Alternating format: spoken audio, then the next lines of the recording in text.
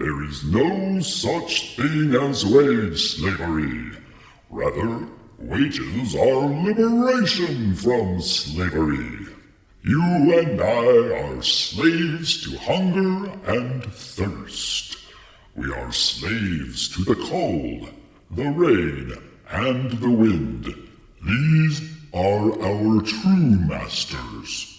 If not for them, we could walk the earth in search of beauty and pleasure, without the need for homes, food, or clothing.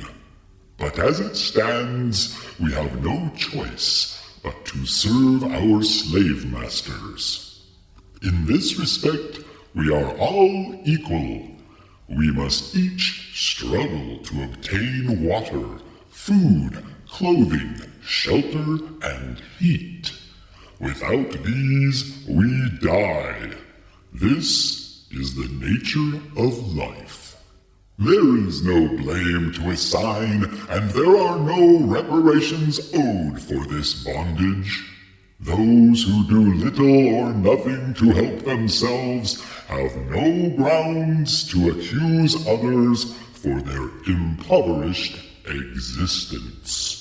We are not entitled to freedom from our biological slavery. We have no reasonable expectation of rescue or relief other than by our own efforts. I cannot set you free from your masters, and you cannot set me free from mine. But if we cooperate with one another, then we each have a better chance of prospering. Earth does not provide for our needs. It only provides the raw materials. Work is the magic that transforms rocks, trees, shrubs, and fields of weeds into food, clothing, and shelter. When we voluntarily work together instead of separately, then we are able to build bigger, more luxurious homes, weave stronger, lovelier fabrics, and cultivate healthier, more delicious food. The key word here is work.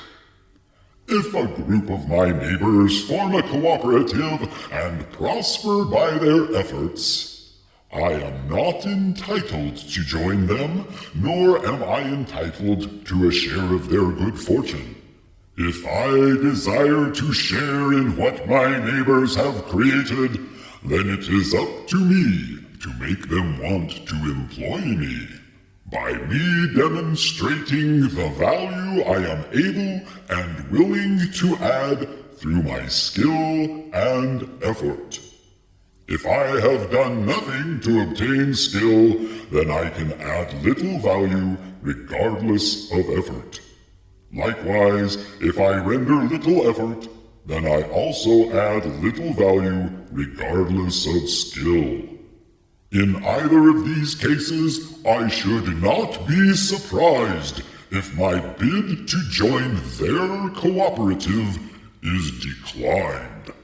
And if I do demonstrate value, but that value is low, then I should not be surprised to find that any wages offered to me are also low.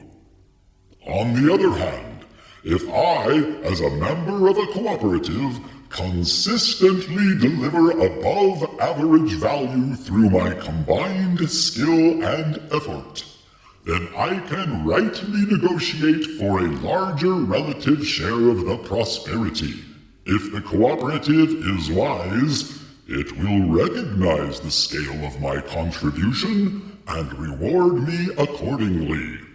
And if they are not wise, then I am free to seek out a more grateful and equitable cooperative to bless with my productivity.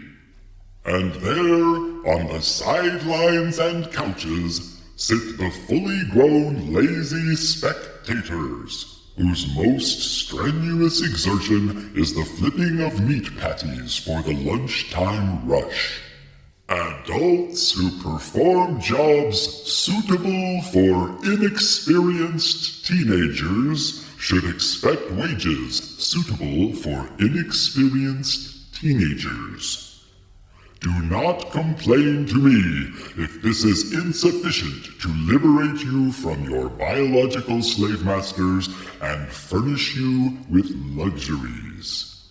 Your lack of marketable skills is both your responsibility and your privilege to correct.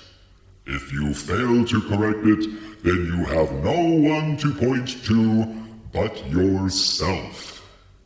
When free people accept wages in exchange for their labor, it is because they are better off receiving the agreed-upon wage than they are fending for themselves in the wild.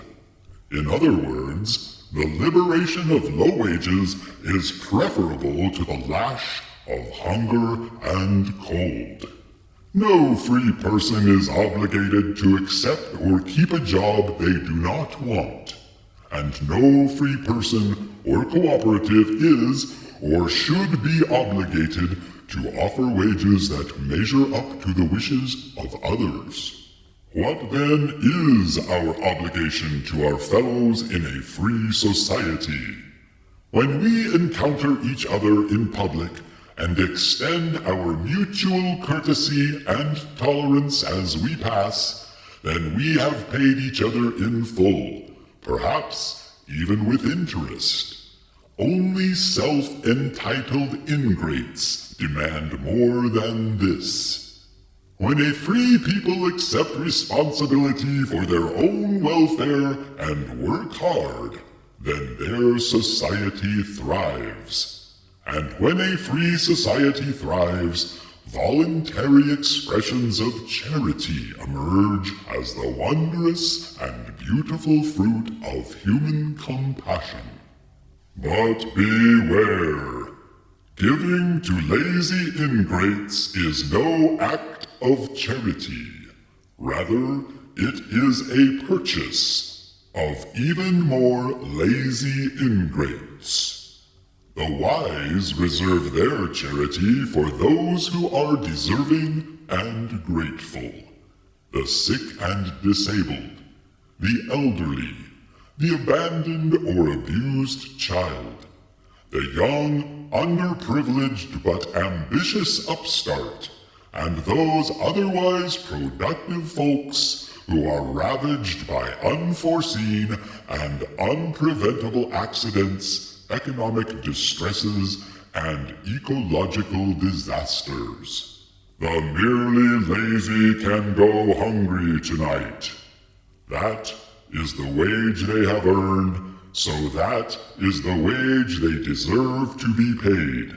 Let them feel the sting of their slave master's whip.